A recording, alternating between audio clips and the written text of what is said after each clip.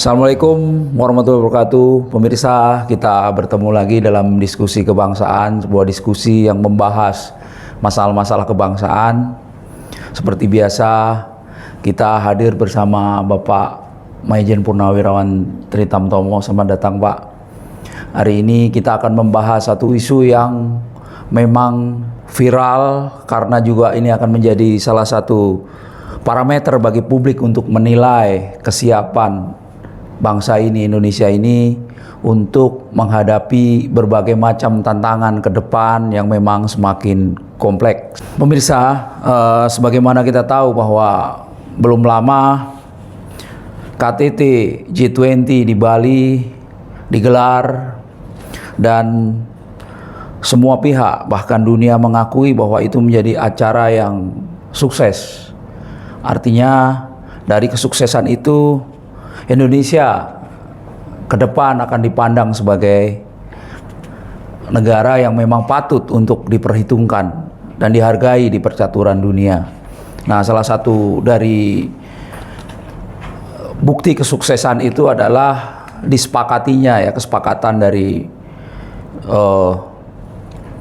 G20 Leader Declaration di Bali itu menjadi bukti bahwa inilah bukti kesuksesan digelarnya pertemuan negara-negara. Di sini kan ada hampir 17 negara yang hadir dengan perwakilannya menyepakati sesuatu yang dibilang alot karena dari Februari 2002 tidak terpenuhi. Artinya ini suatu prestasi yang patut kita hargai sebagai anak bangsa.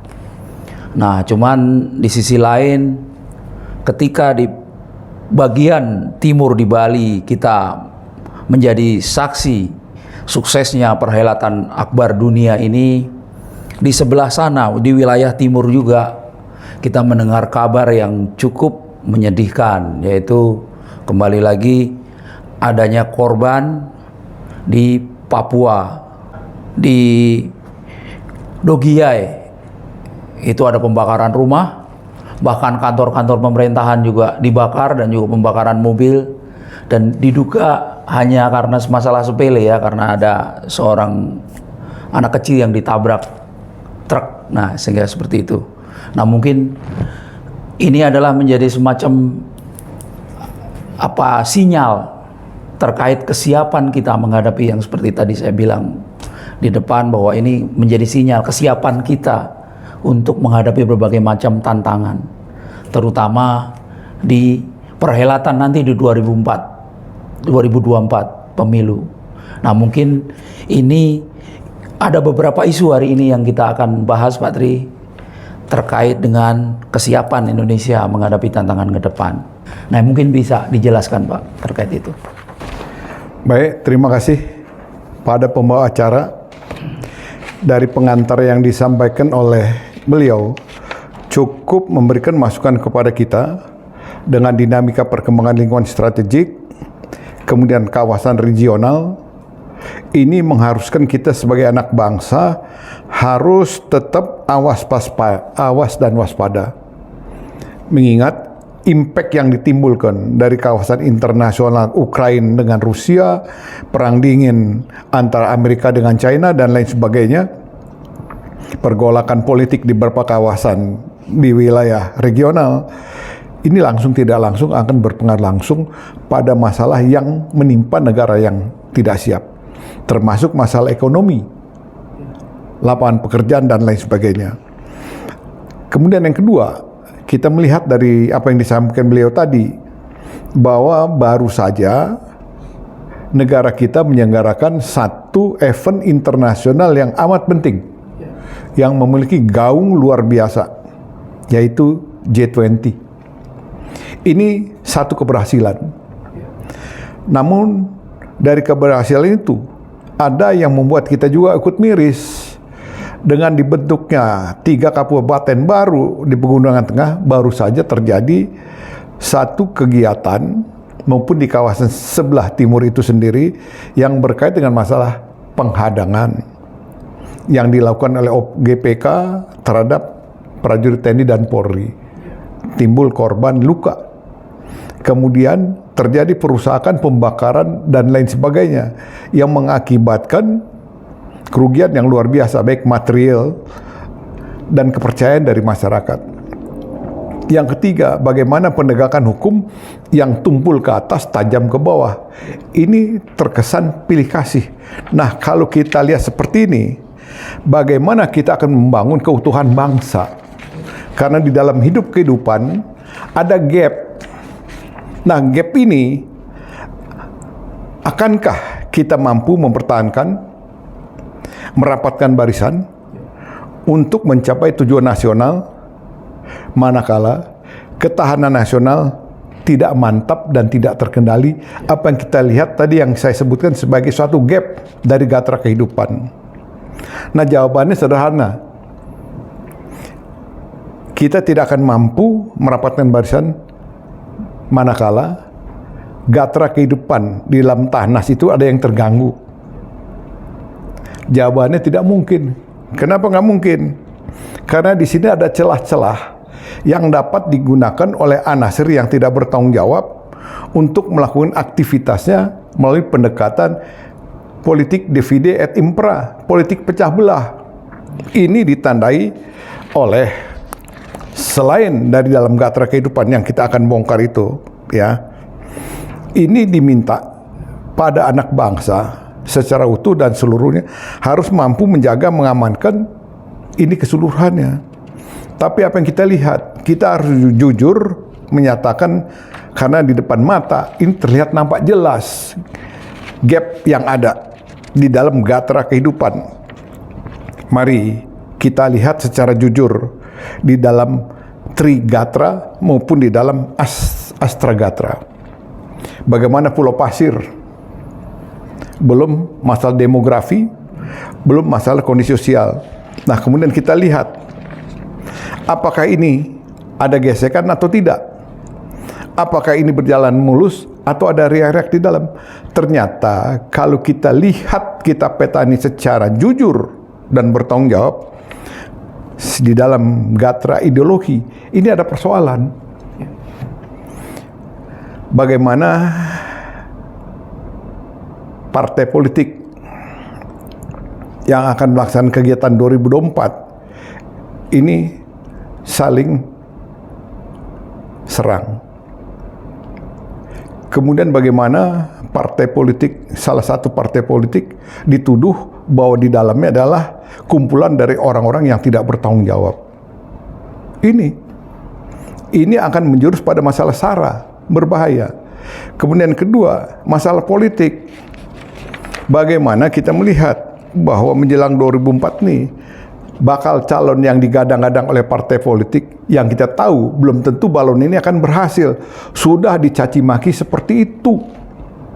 Ini pembelajaran politiknya tidak berhasil. Siapa yang bertanggung jawab? Kemudian masalah ekonomi, masalah sosial, masalah budaya, masalah agama, ini juga ada gesekan kecil-kecilan tapi tidak bisa dibiarkan. Kemudian masalah pertahanan, kita juga masih cenderung untuk melakukan beli alat dari luar. Padahal teknologi terkini itu yang merupakan kerahasiaan harus ada di tangan kita. Kemudian masalah keamanan yang berkait masalah gangguan yang berkaitan penyakit masyarakat juga masih belum bisa dihentikan dengan baik. Nah, kalau kita lihat jujur dari Astragatra, Trigatra, yang ada ini semua, Trigatra maupun Pancagatra menjadi Astragatra, ada hal-hal yang masih bolong, yang bolong-bolong ini harus disikapi, ditutupi oleh pemerintah. Nah, oleh karena itu, bagaimana kita mensikapi kondisi ini untuk menghadapi ancaman gangguan hambatan tadi untuk bisa kita tiadakan. Oleh karena itu, menurut saya dalam rangka bagaimana kita membangun keutuhan bangsa, pegang dua hal, pedomani dua hal. Yang satu adalah UUK, yang kedua adalah PIL. Kalau kita bicara UUK, ini menjelang 2024, bagaimana pemerintah harus memenuhi kebutuhan yang menyangkut dengan unsur utama kehidupan masyarakat itu secara langsung yang berkait dengan masalah 9 bahan pokok lapangan pekerjaan yang dijanjikan harus jelas. Kemudian yang kedua, mengenai PIL, pedomani perkiraan infiltrasi dari pihak lain yang tidak sepaham dengan jalannya pemerintahan pada saat ini melalui gosip, isu, rumor, sabotase, teror dan lain sebagainya. Ini siapa yang bekerja? Tentu adalah kementerian, lembaga, instansi yang terkait bersama masyarakat harus terpadu. Kemudian saran dari saya supaya ini semua bisa dirantasi dengan baik, yang pertama, 3 pilar harus kompak. Kalau bisa kita bilang 3 pilar, pemerintah, rakyat, dan aparat keamanan harus solid dan kompak. Yang kedua, PR. Kekurangan kita adalah PR, public relation. Negara, lintas kementerian, lembaga, instansi harus melaksanakan sosialisasi yang terancana, terarah, terukur, sehingga menyentuh hal-hal mendasar yang berkaitan masalah budaya dan etika, dan taplai kebangsaan, pemantapan nilai-nilai kebangsaan yang hari ini luntur. Yang ketiga, bagaimana menurut Undang-Undang Pemda bahwa FKPD, SKPD sampai dengan Tripika, sampai dengan sekretaris kelurahan sebagai ujung tombak yang paling depan, ini harus diberdayakan secara optimal. Kemudian yang keempat, semua pihak harus menahan diri. Demikian, Pak. Ya, menarik ya tadi yang disampaikan Pak Tri bahwa gangguan terkait ketahanan nasional di sini. Kalau dari aspek Astagatra itu kan banyak hal yang memang mengganggu saat ini ya Pak ya. Terutama tadi Pak Tri sebutkan di gatra politik Pak ya. Ideologi dalam hal ini. Nah, ini kan isu yang sekarang ini viral ini kan terkait pergantian Panglima TNI. Ada kesan ini mau ditarik-tarik ke arah politik. Dan juga ada yang mengusulkan terkait kesuksesan G20, Panglima TNI bisa diperpanjang masa jabatannya gitu. Dan hari ini juga DPR masih menunggu. Karena waktu masa sidang DPR ini Desember 2022 ini habis. Kalau dari sisi waktu memang waktunya semakin sempit. Nah, mungkin bisa dijelaskan Pak Tri terkait bagaimana sih, karena kan ada usulan juga ini harus ada urutan tiap matra nih, urutannya setelah Angkatan Darat, Angkatan Laut, setelah itu. Nah, mungkin bisa dijelaskan Pak Tri. Ini menarik buat kita sekalian. Jadi kalau kita sebagai aparat negara, aparat kementerian, di situ sudah kita diharapkan melakukan tugas fungsi peran itu secara optimal. Ini adalah tuntutan dari tugas tanggung jawab yang dibebankan kepada kita. Jadi jangan kita merasa tuntutan yang diberikan pada kita berhasil, kemudian kita meminta sesuatu sebagai imbalan. Ini adalah tabu. Oleh karena itu, yang berkait dengan pergantian Panglima yang nanti pada tanggal 22 Desember ini akan habis waktu beliau. Ini kita harus berangkat daripada waktu Mensesnek di Senayan menyampaikan bahwa hari ini adalah Pak Andika nanti ke depan dapat dijabat oleh TNI Angkatan Laut. Nah, landasan hukum beliau berbicara tentu berangkat dari Undang-Undang ASN. Beliau adalah selaku pembantu presiden. Tentu apa yang diucapkan atas nama kepala pemerintahan ini harus dipertanggungjawabkan, dan hari ini masyarakat menuntut. Nah, landasan hukum yang dipakai yang pertama, lihat Undang-Undang Nomor 34 2004 tentang TNI. Pasal 71 jelas, kita yang paling atas, bahwa usia itu adalah 58 dan 53. 58 bagi siapa? Bagi siapa? 53 bagi siapa? Jelas. Kemudian pasal 13, Panglima TNI diangkat diberhentikan oleh presiden. Diangkat diberhentikan oleh presiden. Itu jelas. Kemudian dia dijabat oleh kepala staf oleh orang-orang dari kepala staf angkatan. Nah, ini sudah jelas parameternya. Kemudian dia dapat dijabat secara bergantian. Nah, kalau pejabat negara sudah menyampaikan pada beberapa waktu yang lalu oleh Mensesnek, ini harus dipertanggungjawabkan. Alasan bahwa G20 adalah kesuksesan dari beliau salah. Salah. Ini adalah kesuksesan dari semua anak bangsa. Karena pemerintah mulai kementerian, lembaga, instansi sampai dengan masyarakat itu terlibat langsung di dalam kegiatan, berpartisipasi langsung. Hanya tugas peran masing-masing itu beda-beda. Tapi ini adalah keberhasilan negara. Jadi nggak bisa diklaim, nih Panglima TNI. Ingat, TNI ada mata darat, mata laut, mata udara.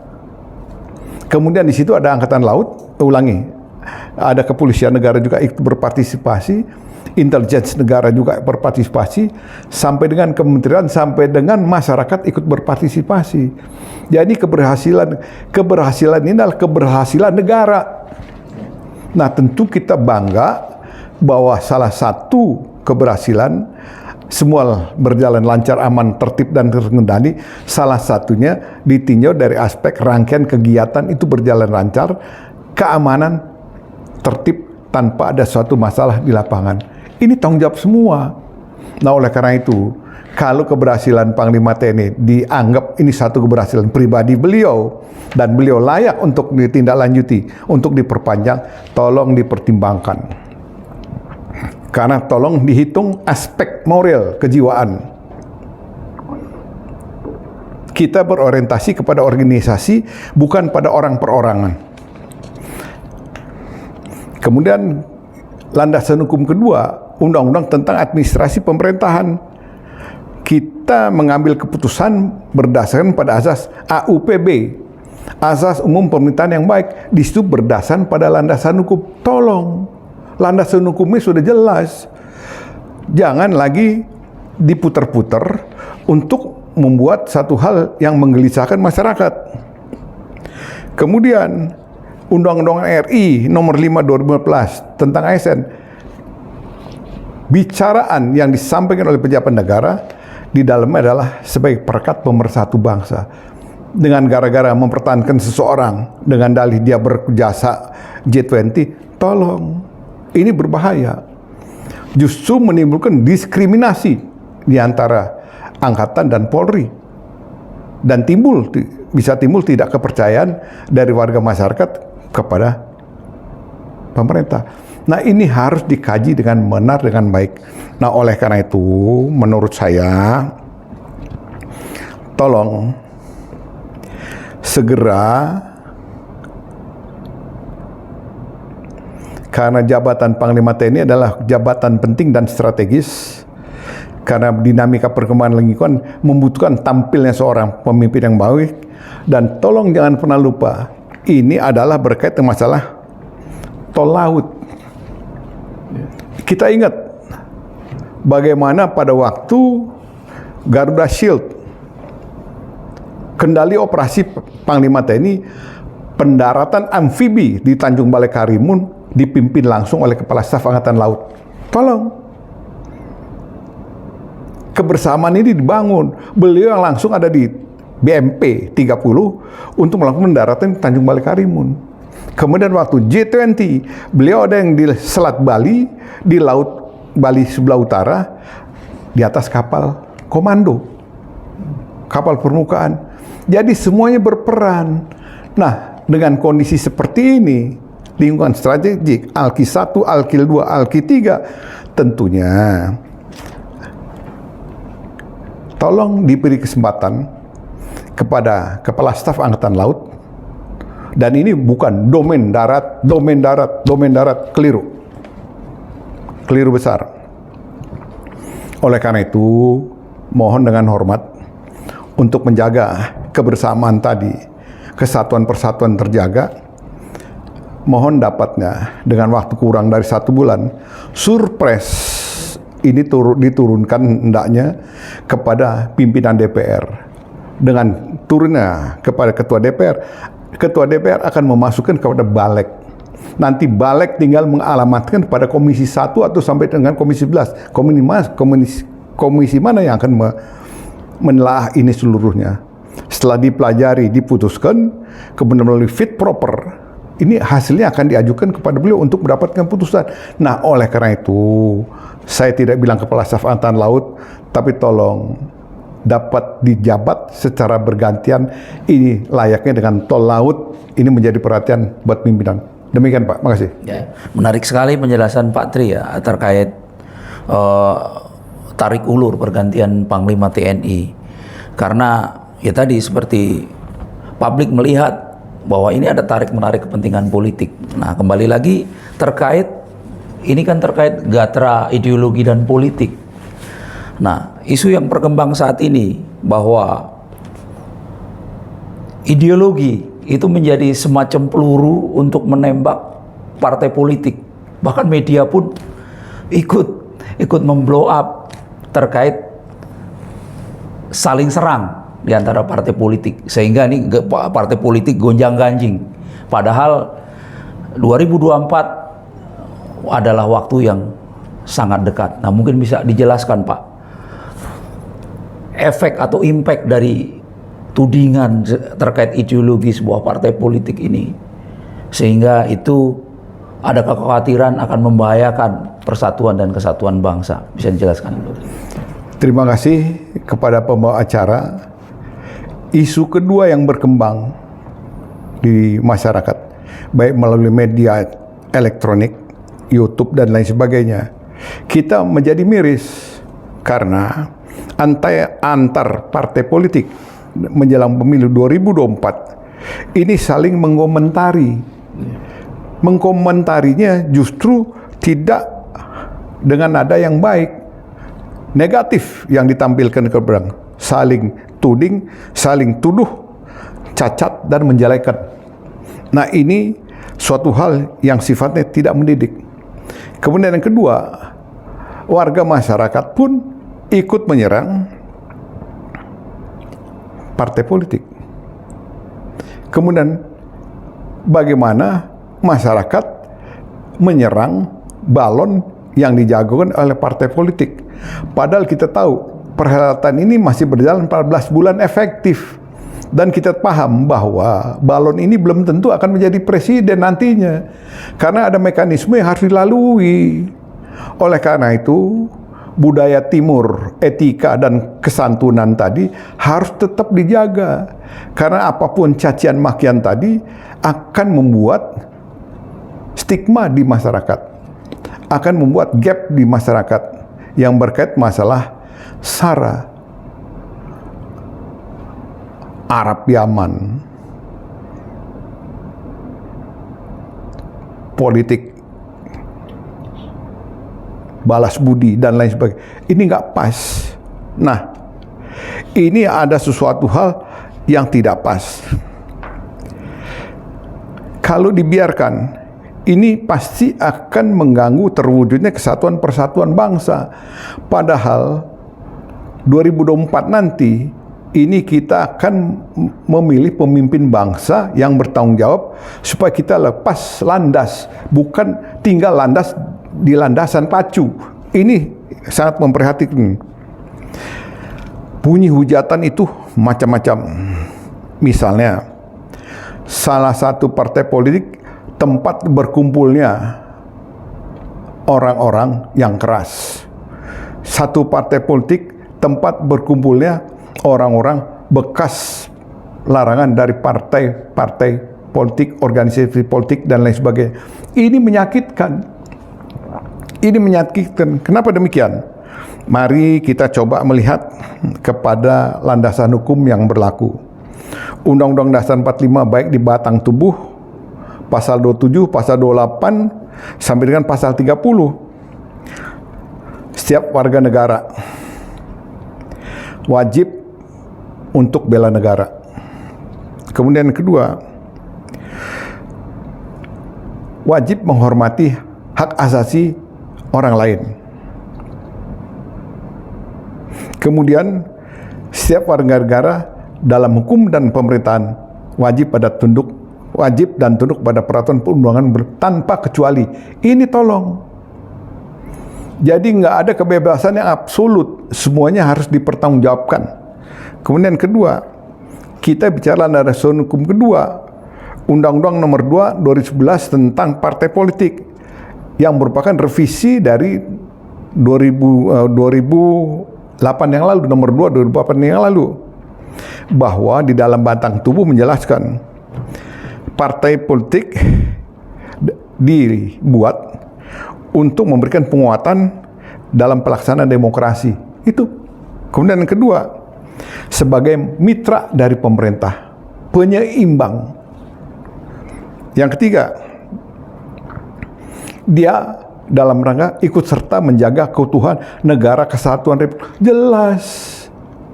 Nah, kemudian partai politik itu lahir, dia melalui satu aturan main yang dilakukan oleh Kementerian Humham, verifikasi oleh Kementerian Humham. Kemudian yang kedua, binpolnya, pemilihan politik oleh Kementerian Dalam Negeri. Jadi kalau dilihat di sini, ucapan dari orang per orang tadi kepada tudingan kepada partai politik salah, tidak mendasar, nggak ada dasarnya. Kemudian jangan lupa kepada teman-teman yang bicara seperti itu, baca dengan hormat, dengan sangat cermat dan teliti, pahami tentang isi dari TAP MPRS RI nomor 25 Romawi MPRS 1966 berkait dengan keputusan MK nomor 01/017/2003 yang merupakan judicial review tentang pemilu anggota D3. Kalau kita bicara DP3, DPR, DPD, DPRD. Ini sudah dicabut, baca ini semua. Jadi tudingan yang tidak mendasar, tolong hati-hati kita dalam berucap. Nah, tolong. Yang kedua, tempo hari FSAB, Forum Silaturahmi Anak Bangsa, yang orang tuanya pernah terlibat, ini sudah berikrar untuk setia kepada negara bangsa. Sudah selesai persoalan. Dan kebetulan pada tahun 2009 sampai dengan 2014 saya juga ada di partai politik itu, dan saya tidak melihat tanda-tanda ini. Nggak ada itu. Mana mungkin saya mantan prajurit masuk pada kumpulan orang-orang yang berafiliasi pada partai yang pernah berkhianat pada negara bangsa. Nggak mungkin. Nah, oleh karena itu, anak bangsa siapapun dia harus hati-hati. Saran saya, jaga hati, jaga sikap, jaga perkataan. Dalam kondisi yang seperti ini yang sedang dibangun oleh pemerintah untuk membangun bangsa ini keluar dari kondisi yang amat sulit, supaya didukung. Jangan kita mengeluarkan statement yang tidak bertanggung jawab sehingga meruntuhkan kesatuan persatuan bangsa. Demikian, Pak. Ya. Terima kasih Pak Tri. Jadi yang ada sekarang adalah dikembangkan semacam upaya untuk memecah belah kesatuan dan persatuan, tentunya dengan tujuan yang pastinya publik juga mengetahui bahwa ini untuk meraih kekuasaan. Nah, satu hal yang tadi Pak Tri sampaikan di awal, bagaimana kita harus merapatkan barisan terkait nanti perhelatan di pemilu di 2024. Kalau terjadi perpecahan di anak bangsa, artinya ada beberapa komponen dari anak bangsa yang dimanfaatkan secara politis. Nah, terkait ini seorang tokoh bangsa mengingatkan Pak, mengingatkan kembali. Jadi bukan menuduh ya, tapi mengingatkan kembali terkait netralitas TNI ke depan dalam pemilu 2024. Nah, di sisi lain kita tahu bahwa dalam beberapa kesempatan kepala negara dalam hal ini mengumpulkan atau berkumpul dengan Babinsa yang juga merupakan dari komponen dari TNI. Meskipun itu dikatakan tidak terkait dengan politik atau kepentingan politik. Nah, sebenarnya ini lazim nggak sih Pak seorang kepala negara mengumpulkan Babinsa yang menjadi ujung tombak TNI, karena memang itu adalah terkait fungsi teritorial dari Babinsa itu sendiri gitu. Kalau berdasarkan pengalaman di Orde Baru kan memang itu menjadi alat politik. Nah, untuk situasi Indonesia saat ini yang memang demokratisasi sudah lebih berkembang dan lebih dewasa dalam berpolitik, nah mungkin lazimkah seperti itu Pak? Dan mungkin itu bisa jadi menjadi tudingan yang bisa jadi ini tudingan yang tidak beralasan. Nah, mungkin bisa dijelaskan Pak. Nah, ini menarik sekali dari apa yang disampaikan oleh pembawa acara. Apakah langkah tindakan yang dilakukan oleh kepala negara untuk kasarannya mengumpulkan, mengapelkan para Babinsa, Babin Kamtipmas sampai dengan sekretaris kelurahan. Ini lazim atau enggak sih Pak?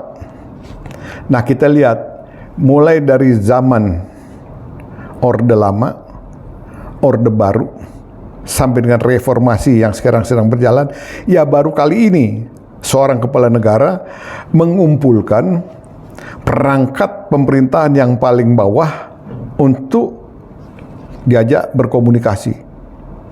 Nah, tentu jawabannya bisa ya, bisa dimaksudnya lazim dan tidak lazim. Lazim orang yang paham tentang aturan main. Tidak lazim orang memang yang sudah seuzon dengan jalannya roda pemerintahan dan kepemimpinan dari presiden. Nah, coba mari kita lihat.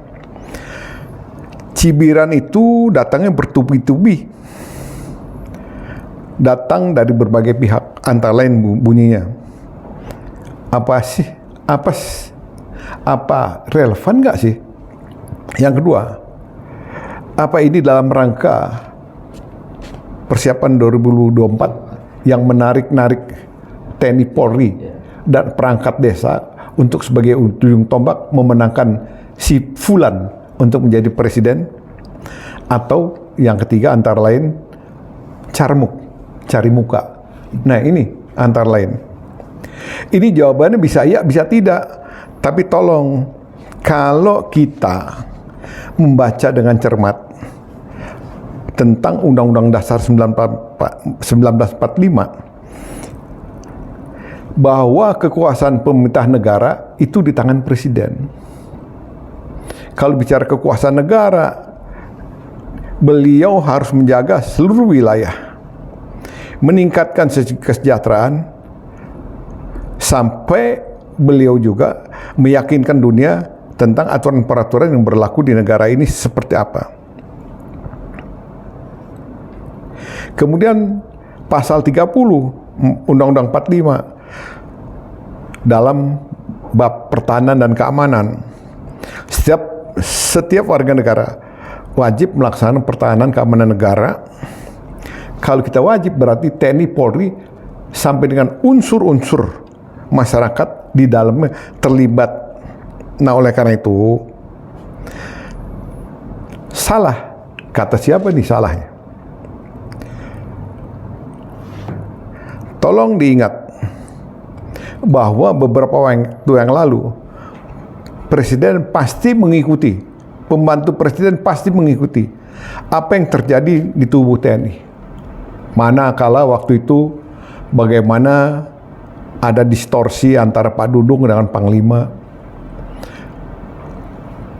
Kemudian yang kedua soal anak masuk pendidikan militer.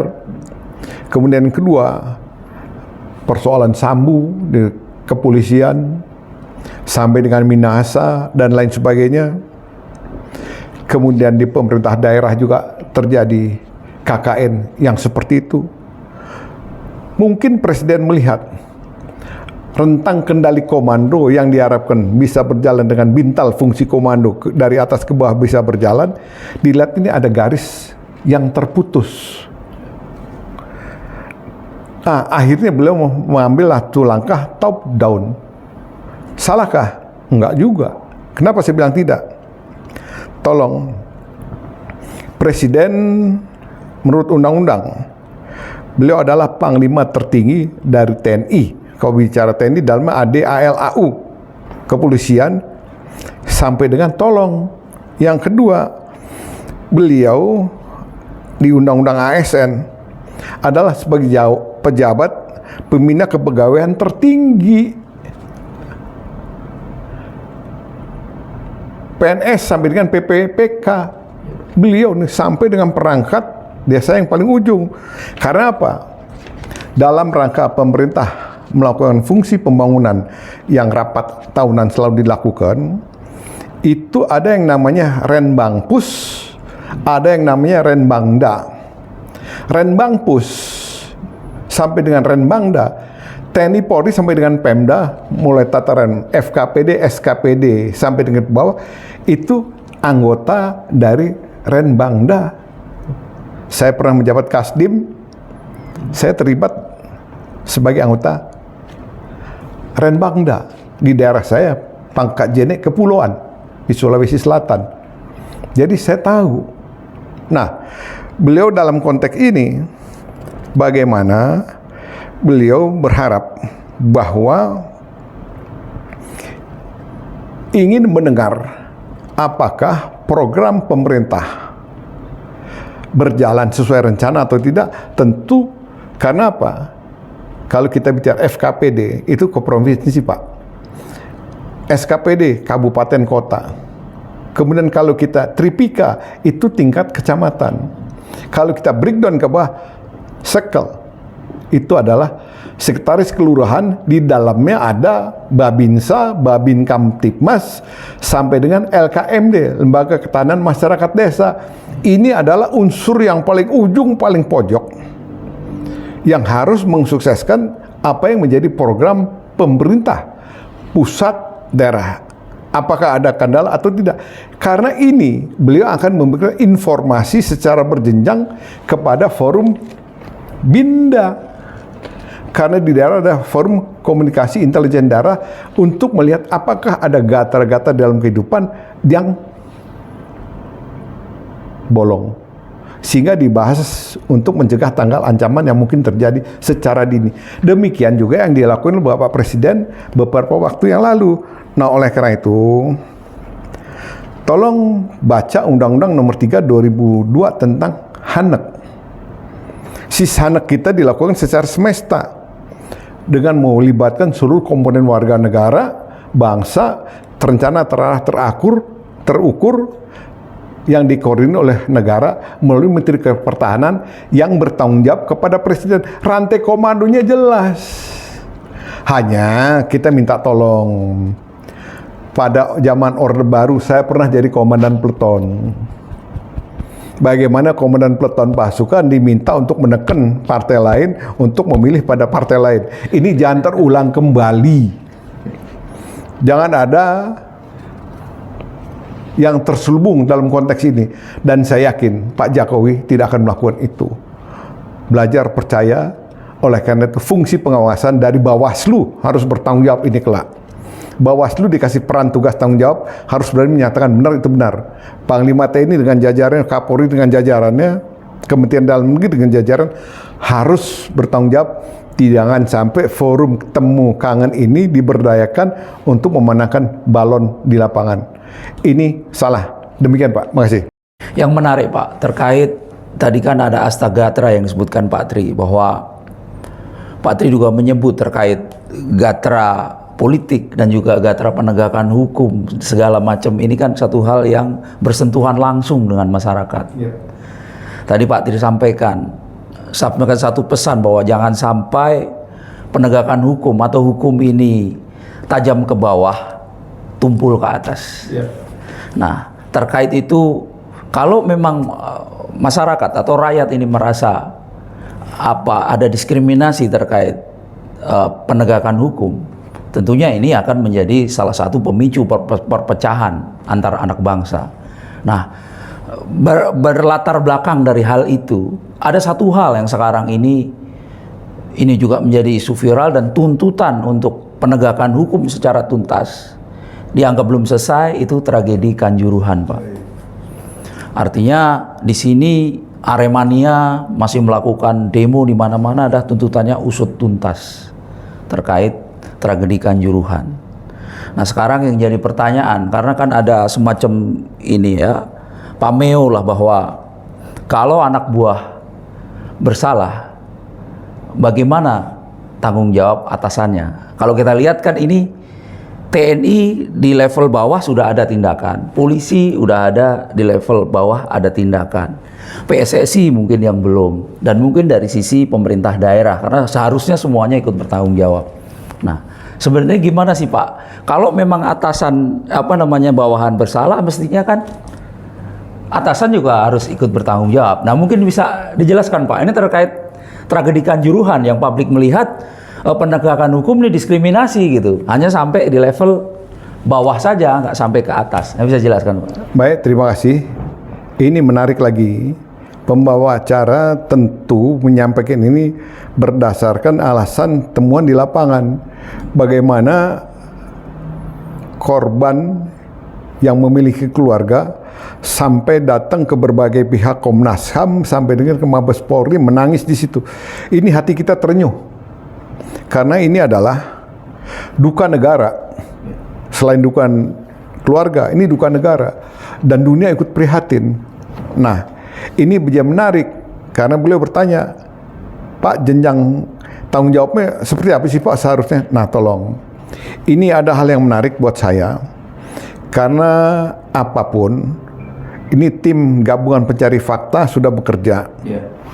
Kemudian Menko Polhukam juga sudah berkomentar. Kemudian polisi sedang bekerja. Aparat penegak hukum sedang berbuat yang terbaik dalam rangka tadi tajam tidak ke bawah tapi juga tajam ke atas. Yang kita lihat hari ini, saya ikut komentar sedikit. Kita prihatin. Kenapa prihatin? Karena pimpinan PSSI kita lihat secara kasat mata dengan pertanyaan dari media, beliau menyampaikan, Pak, Bapak diminta untuk mundur.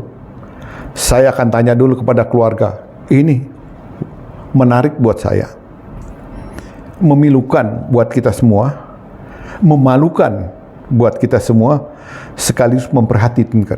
Kenapa demikian? Kejadian itu terjadi sebagai suatu tragedi akibat keteledoran. Kita harus ingat itu, keteledoran. Ini sudah dinyatakan juga oleh TPGF dan lain sebagainya. Karena dianggap rutinitas, sehingga lalai abai, tidak siap, terdadak, akhirnya gopoh. Nah, di tengah gopohan, ada orang yang mencari peluang untuk menghindari dari tanggung jawab. Ini nggak boleh. Ini nggak boleh. Tanggung jawab setiap eselon level itu ada. Tentu disesuaikan dengan tanggung jawab dari jabatan yang diembannya tadi. Nah, kita lihat di sini bahwa pelaksanaan kegiatan bal-balan sepak bola di Malang itu, di Kanjuruhan, itu induk organisasinya adalah PSSI. Itu induk di daerah adalah pelaksana daerah. Apakah antara pusat dengan daerah selama ini tidak ada K3I? Bohong. Kalau kita bicara K3I, komunikasi koordinasi kongko dengan tukar informasi, masa nggak ada?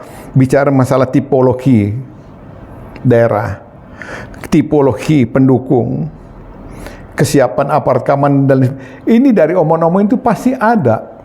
Jadi jangan ada hanya bicara keuntungan semata, salah. Keuntungannya adalah keuntungan bagaimana perhelatan itu berjalan aman. Nah, kemudian yang kita lihat di depan, apa yang terjadi dari peristiwa itu, kita semua ikut miris. Tadi Bapak menyampaikan benar sekali, ada korban jiwa, ada korban luka, ada korban cacat. Ini impact-nya nasional maupun internasional. Ini luar biasa. Nah, tolong dalam konteks ini, saya ingin menyampaikan bahwa PSSI, kita sekarang bicarakan PSSI sebagai induk olahraga sepak bola, itu pejabat terasnya adalah mantan-mantan pejabat antara lain. Kalau dia mantan pejabat di organisasi apapun, dia harus paham bahwa di situ di dalam pengabdian ada aturan mengikat kita. Ini aturan yang mengikat kita supaya kita hati-hati dan sekaligus siap mencegah tangkal terhadap kemungkinan apa yang mungkin akan terjadi. Itu loh. Ada di dalam pengabdian itu ada aturan yang mengikat kita. Nah, macam aturan tadi adalah satu kode etik. Kalau kita breakdown dari kode etik itu ada 3 hal yang menarik. Ini supaya dipahami oleh komandan-komandan tadi yang ada di lapangan. Etika pengabdian yang pertama. Di dalam etika pengabdian itu yang ada di dalamnya secara berjenjang itu menjunjung tinggi sumpah dengan titik-titik dan lain sebagainya. Kemudian dia paham bahwa apa yang saya lakukan ini adalah merupakan amal ibadah. Kalau amal ibadah dari sini larinya kepada Yang Maha Kuasa. Kemudian ketiga, menjaga keberhasilan sukses di lapangan, yaitu menjaga kemapanan kegiatan di lapangan supaya sukses. Baru yang kedua, etika kelembagaan. Dia diikat oleh etika pengabdian yang pertama. Yang kedua, diikat oleh etika kelembagaan. Kalau bicara etika kelembagaan, dia harus bisa memberikan pelayanan yang terbaik kepada perangkat masyarakat. Yang kedua, dia harus berani menyatakan kalau itu benar, bilang benar, kalau itu salah, secara jujur dan terbuka dan bertanggung jawab. Ini loh etika pengabdian nih, etika kelembagaan. Baru dia ingat di dalam etika kelembagaan memposisikan kepentingan organisasi di atas kepentingan pribadi. Ini baru yang ketiga, etika kenegaraan. Di dalam etika kenegaraan, pedomannya adalah dasar hukum. Setiap warga negara di dalam hukum dan pemerintahan wajib tunduk pada peraturan perundangan yang berlaku. Ini loh, dia pemimpin maupun yang dipimpin sesuai level jabatan yang diemban, dia diikat oleh etika 3 tadi. Satu, etika pengabdian, etika kelembagaan, yang ketiga, etika kenegaraan. Nah, oleh karena itu di sini satuan bawah dia melaksanakan perintah yang diberikan oleh atasan, baik langsung maupun tidak langsung. Tinggal apakah saat kejadian sang pemimpin itu ada di lapangan menonton atau di tempat lain. Di lapangan maupun di tempat lain tetap ada sanksi tanggung jawab tadi. Sanksi tanggung jawab kalau di militer itu ada 3. Tanggung jawab komando, tanggung jawab administrasi, tanggung jawab operasional. Nah, sekarang karena menyangkut yang meninggal dunia 138 orang lebih, yang cacat dan sebagainya sekian, ini tentunya gunakan mata hati pikiran yang jernih. Tanggung jawab moral kita kepada Tuhan Yang Maha Esa itu seperti apa? Tanggung jawab moral kita kepada keluarga yang seperti apa? Nah, oleh karena itu saya tidak menjatuhkan vonis, tapi saya merujuk dari apa yang disampaikan oleh tim TPGF maupun Pak Menko Polhukam, itu sudah tepat. Tinggal nanti dalam rangka Munaslup pada tahun depan ini jangan mempertahankan yang salah menjadi benar, yang benar menjadi salah. Ini jangan dibalik-balik. Jangan kita mempertahankan seseorang untuk kepentingan pemilihan kepala daerah ke depan. Salah. Karena pengabdian pada organisasi bukan pada kepentingan orang per orang. Demikian Pak, terima kasih. Pemirsa, akhirnya kita berada di ujung acara diskusi kebangsaan hari ini. Tadi yang disampaikan Pak Tri Tamtomo, Pak Tri menyampaikan banyak solusi terkait upaya untuk merekatkan atau merapatkan barisan seluruh anak bangsa dalam menghadapi tantangan ke depan, terlebih terkait perhelatan yang tentunya akan berpotensi memunculkan disintegrasi bangsa, yaitu pemilu 2024. Nah, tadi dari 9 gatra atau Astagatra yang ada semuanya berpotensi ada gangguan. Artinya sebagai anak bangsa harus mempertahankan bahwa ini adalah merupakan bagian dari upaya untuk menjaga stabilitas keamanan negara, khususnya tentunya semua anak bangsa untuk bisa bersadar diri. Salah satu pesan yang Pak Tri sampaikan untuk merapatkan barisan seluruh anak bangsa adalah salah satunya menjaga sikap terkait situasi, kondisi, baik segala macam dari Astagatra yang memang berpotensi mendapatkan gangguan, hambatan ataupun tantangan. Terima kasih pemirsa, kita bertemu lagi di edisi episode yang akan datang. Kembali lagi, apapun yang kami sampaikan itu menjadi solusi bagi permasalahan bangsa, tapi kembali lagi bahwa benar atau salah itu menjadi hak pemirsa untuk mengambil sikap. Terima kasih. Wassalamualaikum warahmatullahi wabarakatuh.